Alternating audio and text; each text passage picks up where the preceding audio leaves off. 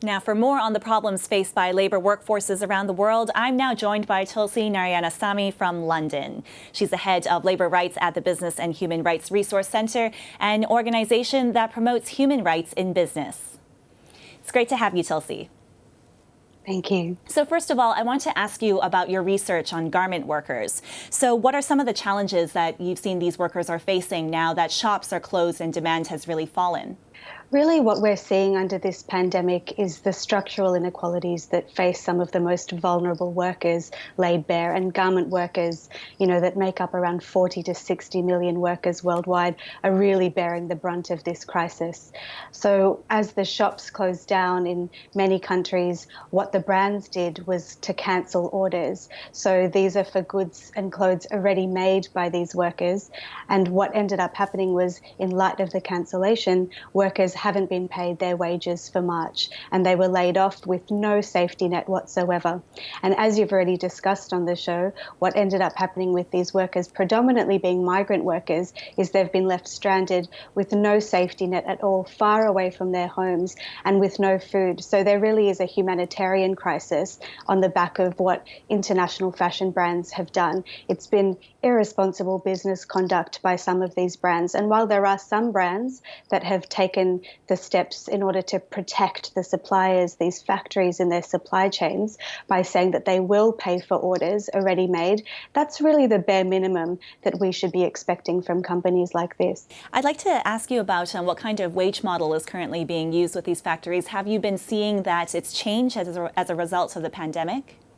I think the wage model generally is incredibly casual. Even though many of the workers who work in the apparel industry globally have been working in this industry for many, many years of their lives, they're still in a very precarious employment relationship. They're often paid monthly, but because of the unstable relationship and a really unequal power relationship between fashion brands and suppliers, often workers, they end up getting paid late, it's very common, or they end up not getting paid at all. And because there's so much dependent on the flow of orders from fashion brands, it's very common for workers to be laid off with very little notice. So at the moment, what we're seeing with the pandemic is an increased casualisation of that labour, with some workers being laid off and others being kept on in order to continue making clothes. But ultimately, the vulnerability that workers faced was really apparent before the pandemic. These are a group of workers who were only ever paid just enough to live on, if that. In order to really be able to survive,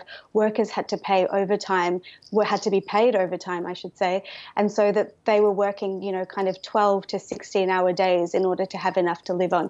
Without a living wage, workers were always going to be vulnerable, and that's really what we're seeing under this pandemic.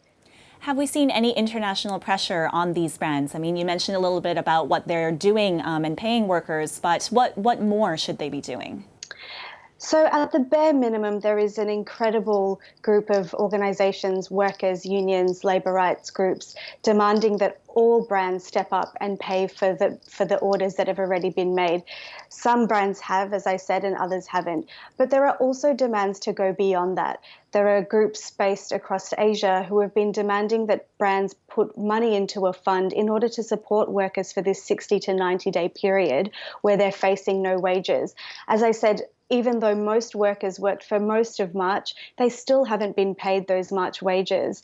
And what brands are doing are expecting that governments are going to fill the gap, so that governments are expected to be covering the wages, the accommodation and the food of these workers. But we're seeing that they're falling through the cracks. So really, brands need to be doing a lot more to ensure the safety and well-being of the workers who've really contributed to astronomical profits of this industry. You just mentioned a little bit about the government. What do you feel that the role of the government actually should be in a time of crisis like this? Ultimately, the onus does need to be on governments to take care of all of the citizens in their countries.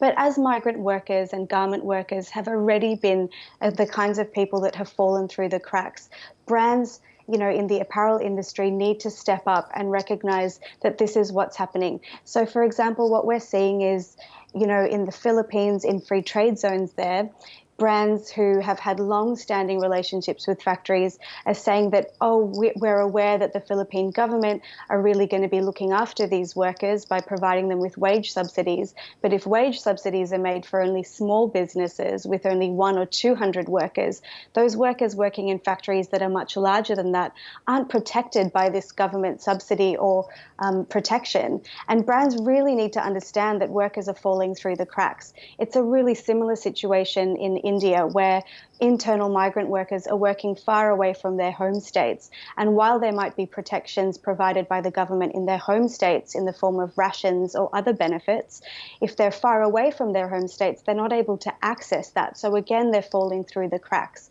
And so there does need to be a level of recognition and responsibility taken by international brands for workers in their supply chains in these situations, because they are otherwise complicit in what is effectively going to be an incredible humanitarian disaster.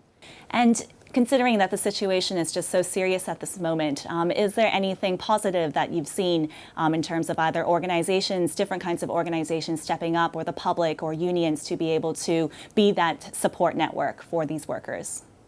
I think the one thing that we've really seen is all of these inequalities and the fact that globally migrant workers have been effectively treated as second-class citizens. That has really been something that people are increasingly aware of. Whether that's in the construction industry or in the garment industry, people are starting to recognize that it's really unfair that there haven't been considerations taken for these migrant workers. And we saw that in India when the Prime Minister instituted the lockdown with just 4 hours notice, with no consideration of what that would mean for the millions and millions of people in India who are working away from their home states. And now I think there is a recognition that these workers prop up economies and they need to be protected. And I think that that's a really positive move. In terms of government responses, it's really been mixed. And again, there has been a really different response, whether it's to citizens or migrant workers. There has been a positive response from some members of the business community who are really taking measures to protect workers, but it just doesn't go far enough. The international labour movement has really been rallying, though, behind these workers to spotlight their condition. And we really hope that that means that after the pandemic is over, that there will be some shifts in what we think is permissible treatment of migrant workers. It's a critical issue that we'll certainly be keeping an eye on. Thank you very much for joining us today, Chelsea.